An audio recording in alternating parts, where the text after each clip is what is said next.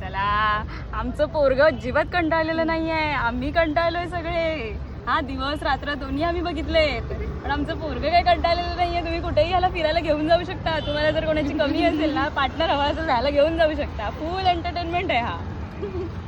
तर ही होती आमच्या शिव बाळाची फर्स्ट लॉंग ट्रिप, आणि तेही ट्रेनने, आणि तेही कणकवलीला, म्हणजे आमच्या गावी. आणि खरं सांगते, जशी आम्हाला लहानपणी एक्साइटमेंट असायची ना गावी जायची, तशीच शिवमध्ये मी बघितली. कारण आदल्या दिवशी रात्री तो अजिबातच झोपला नाही. काय माहिती त्याला काय कळत होतं. असं आपल्याला वाटतं की बाळांना कायच कळतंय, पण त्यांना सगळं कळत असतं. येस, तुम्ही बघू शकता त्याच्या चेहऱ्यावरचा आनंद.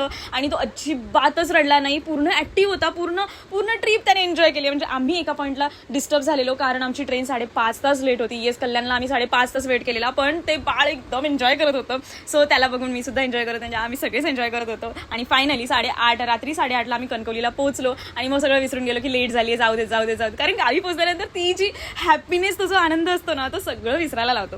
मग आता कणकवलीत तर पोहोचला. आता घरी गेल्यावर जरा आराम करताला, आणि उद्यापासून ना एक वेगळे सगळे व्लॉग तुमका दाखवताला, काय काय मस्ती करता, काय काय मजा करता होता. तो सर देवा काळजी.